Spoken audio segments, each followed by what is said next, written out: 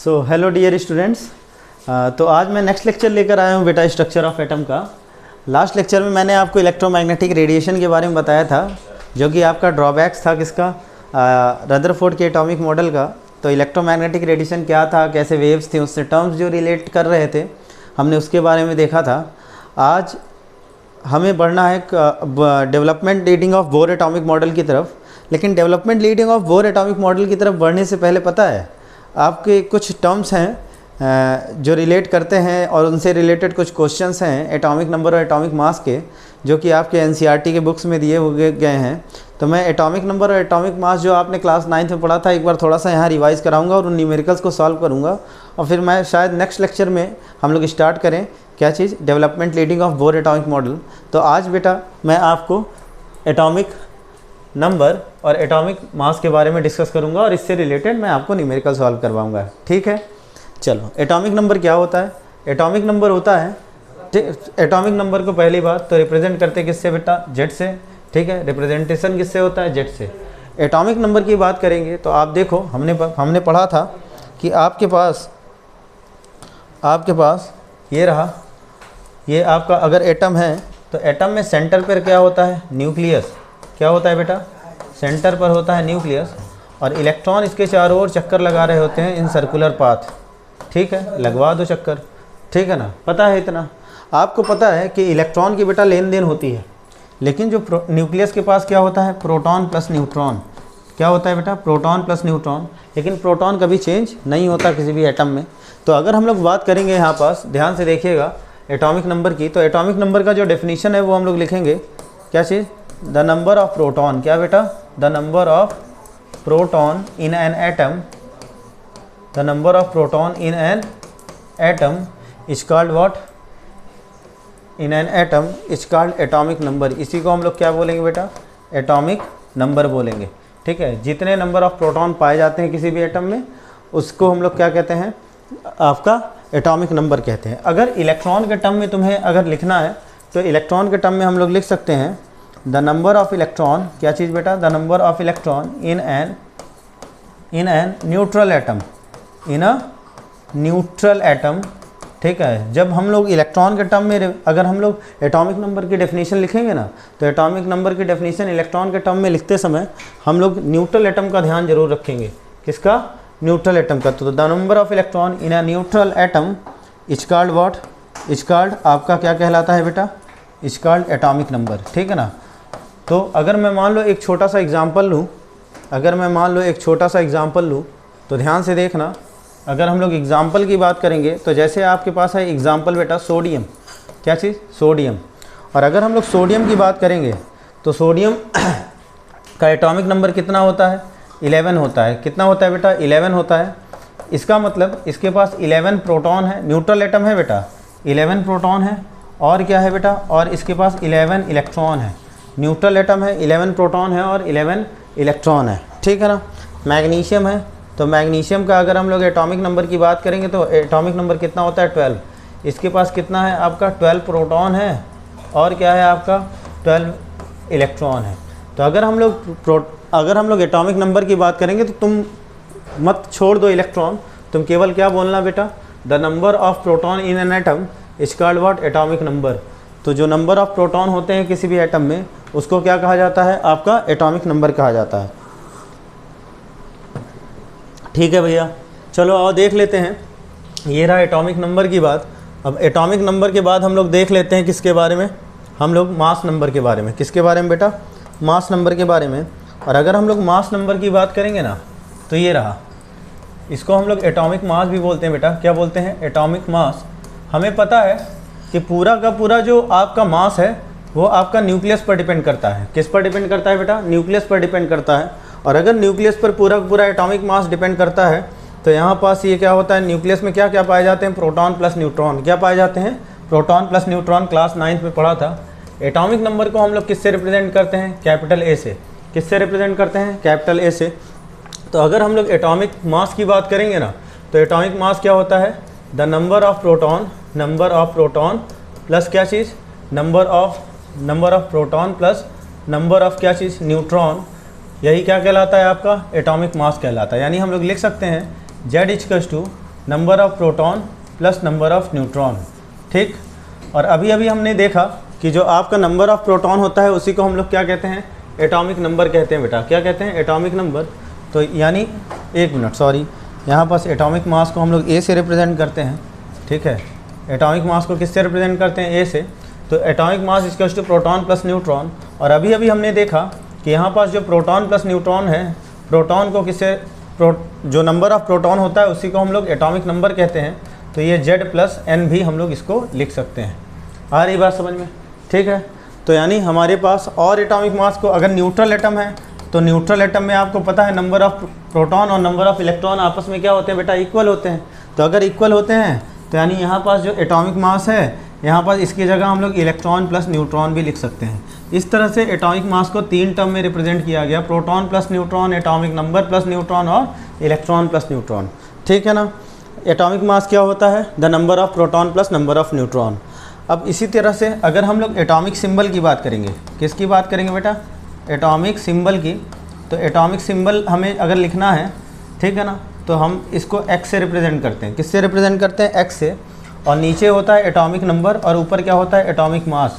क्या होता है, एटॉमिक मास। फॉर एग्ज़ाम्पल अगर मैं सोडियम की ही बात करूँ ना, तो सोडियम का एटॉमिक नंबर कितना होता है, 11। कितना होता है बेटा एटॉमिक नंबर, 11। और इसका एटॉमिक मास कितना होता है आपका बेटा, 23 होता है। कितना होता है, 23 होता है। तो एटॉमिक नंबर 11, एटॉमिक मास कितना, 23। तो अगर हम लोग यहाँ पास सोडियम का अगर हम लोग यहाँ पास सोडियम का अगर हम लोग सिंबल लिखेंगे ना, सोडियम का, तो सोडियम का सिंबल आपका Na हो गया। और एटॉमिक नंबर बेटा नीचे क्या था, 11, और एटॉमिक मास ऊपर, दैट इज़ व्हाट, 23। ठीक है ना, इस तरीके से हम लोगों ने क्लास 9th में पढ़ा था। ठीक है ना, इनसे रिलेटेड आपका क्वेश्चन,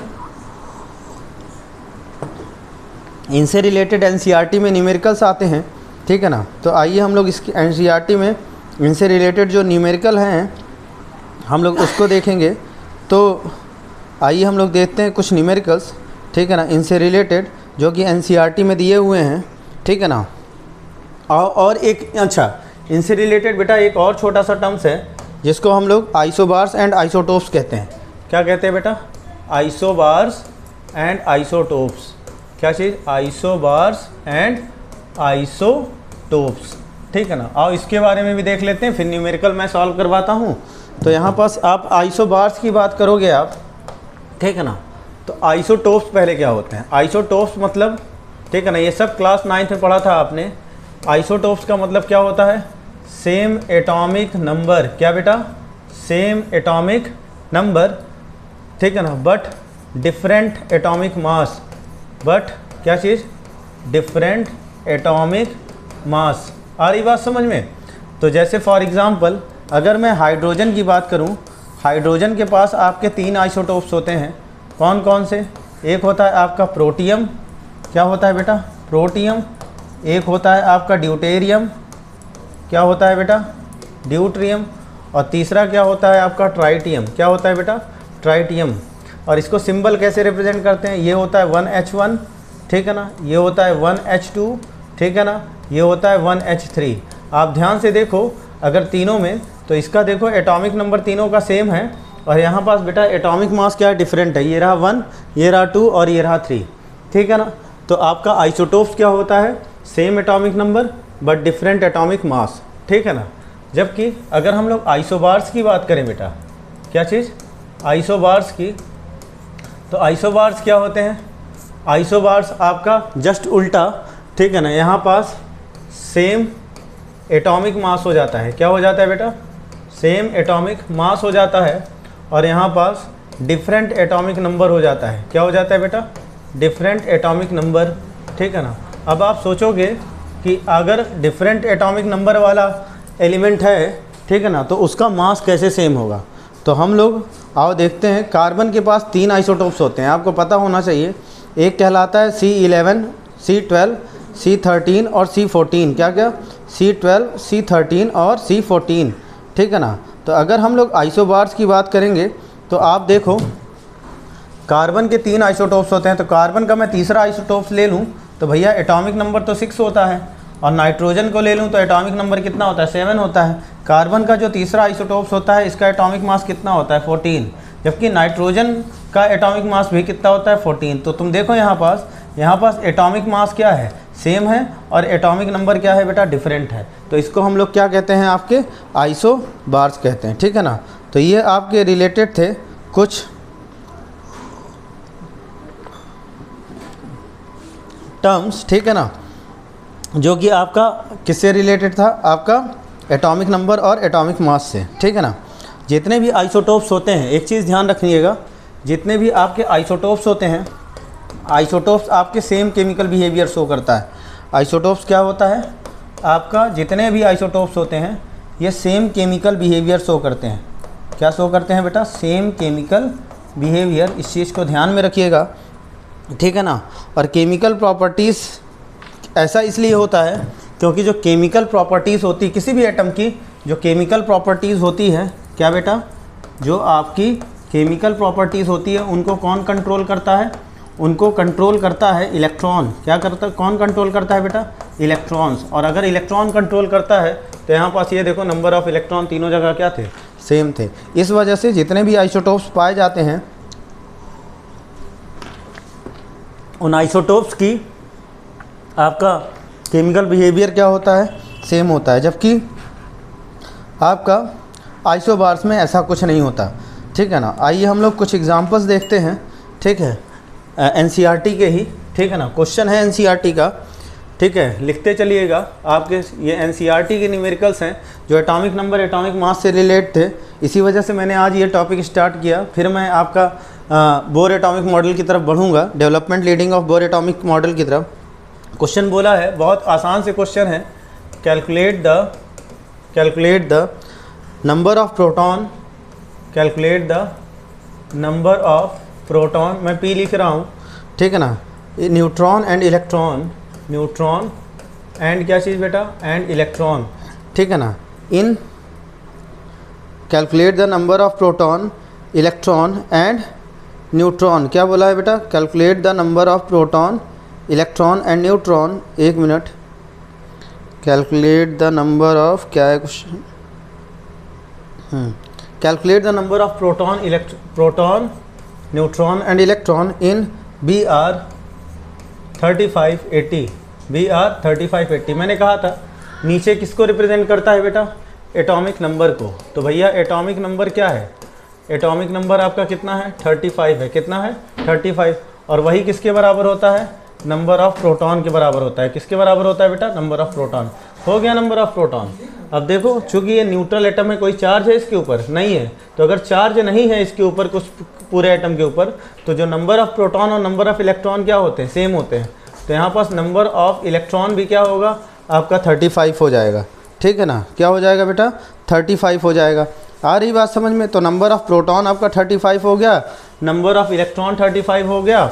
अब हम लोग न्यूट्रॉन निकाल लेते हैं। हमने पढ़ा है अभी अभी कि एटॉमिक मास इक्वल्स टू क्या होता है, प्रोटॉन प्लस न्यूट्रॉन। क्या होता है बेटा, प्रोटॉन प्लस न्यूट्रॉन।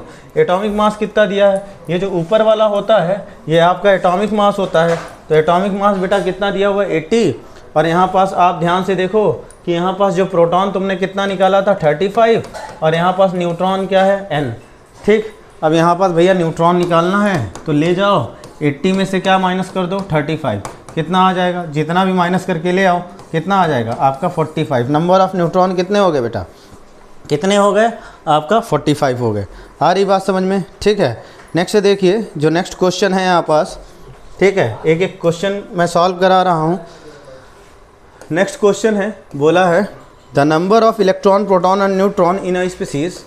क्या चीज़, the number of proton, electron and क्या चीज़, न्यूट्रॉन इन अ स्पीसीज।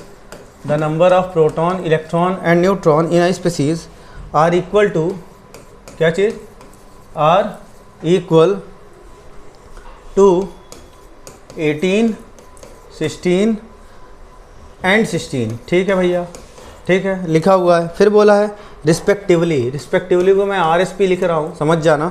बाकी NCERT में क्वेश्चन है असाइन द प्रॉपर सिंबल। क्या बोला है बेटा, असाइन प्रॉपर सिंबल। क्या बोला है, असाइन प्रॉपर सिंबल। क्या निकालना है बेटा, प्रॉपर सिंबल निकालना है। क्या निकालना है बेटा? प्रॉपर सिंबल निकालना है। तो प्रॉपर सिंबल निकालना है तो आप देखो ध्यान से कि यहाँ पास नंबर ऑफ प्रोटॉन कितना दिया हुआ है। हाँ, number of proton, electron and क्या चीज़? न्यूट्रॉन। नंबर ऑफ प्रोटॉन बोला था, एक मिनट, हाँ नंबर ऑफ, सॉरी क्वेश्चन में नंबर ऑफ पहले इलेक्ट्रॉन दिया था, ठीक है ना, ये रहा क्वेश्चन में पहले आपका क्या दिया हुआ था?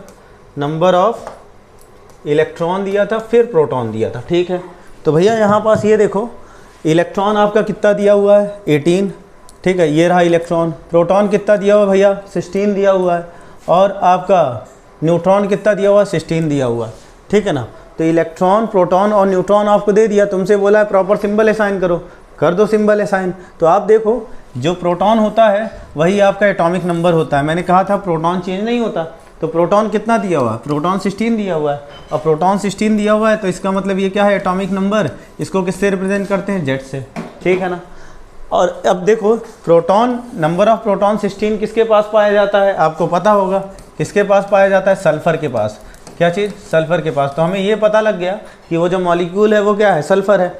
अब तुम ध्यान से देखो इलेक्ट्रॉन 2 ज़्यादा है, कहाँ गया? इलेक्ट्रॉन देखो 18, 2 ज़्यादा, 2 ज़्यादा है, इसका मतलब आपका ये जो एटम है वो आपका स्टेबल, सॉरी न्यूट्रल नहीं है। और अगर जाहिर सी बात है बेटा न्यूट्रल नहीं है तो 16 से 2 ज़्यादा है, इसका मतलब 2 इलेक्ट्रॉन ये क्या कर रहा है? 2 इलेक्ट्रॉन एक्स्ट्रा रिसीव कर रहा है, 2 इलेक्ट्रॉन एक्स्ट्रा रिसीव कर रहा है। तो 2 इलेक्ट्रॉन एक्स्ट्रा रिसीव करने का मतलब कितने चार्ज? 2 निगेटिव चार्ज लगने हैं सल्फ़र पर।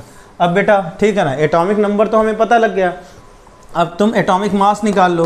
क्या चीज़? एटॉमिक मास निकाल लो। एटॉमिक मास बराबर क्या होता है? आपको पता है प्रोटॉन प्लस न्यूट्रॉन। क्या होता है? Proton plus neutron. प्रोटॉन कितना है यहाँ पास? 16 है। न्यूट्रॉन कितना है? ये भी 16 है। टोटल कितना आ गया बेटा? 32 आ गया। कितना आ गया? 32 आ गया। सही है ना।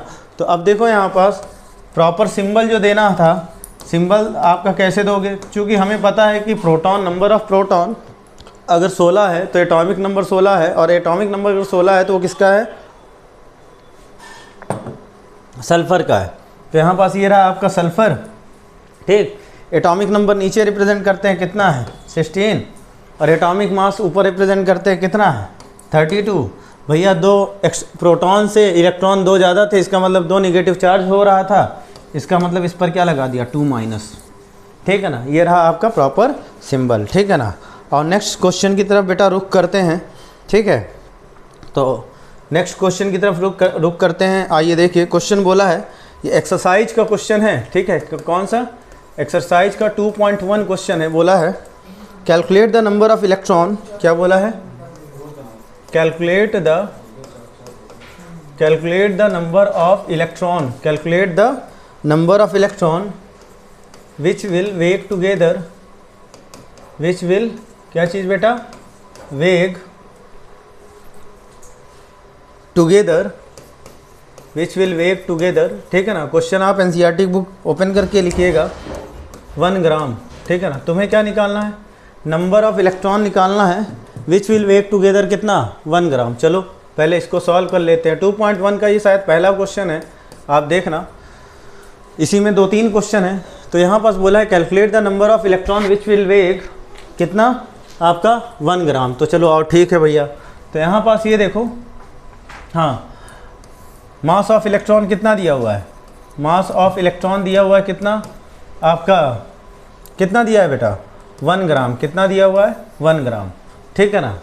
तो बोला है नंबर ऑफ इलेक्ट्रॉन निकालो जिसका मास कितना हो? 1 ग्राम हो। आओ चेक कर लेते हैं। मास ऑफ 1 इलेक्ट्रॉन बोल बेटा। मास ऑफ 1 इलेक्ट्रॉन कितना होता है? That is what? 9.1 इंटू 10 की पावर माइनस 31 क्या kg, ठीक है। हमें एक इलेक्ट्रॉन का मास पता है कि होता है 9.1 इंटू 10 की पावर माइनस 31 kg, ठीक है ना। उसने बोला है कि नंबर ऑफ, अब एक इलेक्ट्रॉन पे इतना मास, उसने पूछा 1 ग्राम में कितना इलेक्ट्रॉन होगा, तो ये kg में है, इसको किस में कन्वर्ट कर लो? ग्राम में। तो भैया पहले ग्राम में कन्वर्ट करो, तो ये माइनस 31 है। kg को ग्राम में कन्वर्ट करने के लिए तुम 10 की पावर 3 से मल्टीप्लाई करते हो। यहाँ पास ये क्या हो जाएगा? 9.1 इंटू 10 की पावर कितना बचा? माइनस 21 ग्राम, ठीक है ना। तो यानी 1 इलेक्ट्रॉन बराबर कितना? 1 इलेक्ट्रॉन बराबर कितना? 9.1 इंटू 10 की पावर माइनस 28 ग्राम। तुम्हें किस में, तुम्हें 1 ग्राम में कितने इलेक्ट्रॉन है वो निकालना है। तो भैया 1 ग्राम इधर छोड़ के इधर उठा ले आओ। तो ये देखो यहाँ पास ये हो जाएगा कि 1 ग्राम इक्वल्स टू 1 अपॉन कितना 9.1 इंटू 10 की पावर कितना -28 इलेक्ट्रॉन। बोलो सही है। आओ इसको थोड़ा सा ऊपर नीचे कर लेते हैं। ऊपर नीचे कैसे करेंगे ये देखो ध्यान से। तो यानी 1 ग्राम इक्वल्स टू, इसको थोड़ा सा इसको इधर लिख देता हूँ। ये आपका 1 सही है ना, ये इलेक्ट्रॉन बाहर ही रखो। यहाँ 9.1 नीचे है ना, 10 की पावर -28 है, ऊपर चला जाएगा तो कितना हो जाएगा 10 की पावर 28 हो जाएगा। सही है। अब देख लो भाई, इससे भाई 9.1 से 1 को मत डिवाइड करो, 1 0 भाई से उधार ले लो। 1 0 अगर उधार लोगे तो यहाँ पास ये कितना हो जाएगा 10 इंटू 10 की पावर 27 अपॉन कितना 9.1। सही है ना। तो 9.1 इलेक्ट्रॉन। अब भैया 10 को तुम किससे डिवाइड कर दो, 10 को आप डिवाइड कर दो किससे 9.1 से। किससे डिवाइड कर दो बेटा 9.1 से डिवाइड कर दो। तो 10 को 9.1 से डिवाइड करोगे तो कितना आएगा, यहाँ आ जाएगा 1.0। कितना आ जाएगा बेटा 1.09 आएगा। कितना आएगा 1.09 इंटू 10 की पावर कितने 27 इलेक्ट्रॉन। तो भैया 1 ग्राम में कितने इलेक्ट्रॉन, 1 ग्राम में आपके आ गए 1.09 इंटू 10 की पावर 27 इलेक्ट्रॉन। ठीक है ना। ठीक है बेटा, आओ नेक्स्ट क्वेश्चन की तरफ रुख करते हैं। नेक्स्ट क्वेश्चन है आपका, ठीक, ये देखो क्वेश्चन बोला है, ठीक है ना। आज के लिए बेटा ये लास्ट क्वेश्चन रहेगा, बाकी क्वेश्चन मैं नेक्स्ट क्लास में डिस्कस करूंगा इसी टॉपिक के। थोड़ा सा मुझे कुछ काम है इसलिए थोड़ा सा निकलना था डॉक्टर के पास। आइए देखिए बेटा, नेक्स्ट क्वेश्चन है यहाँ पास।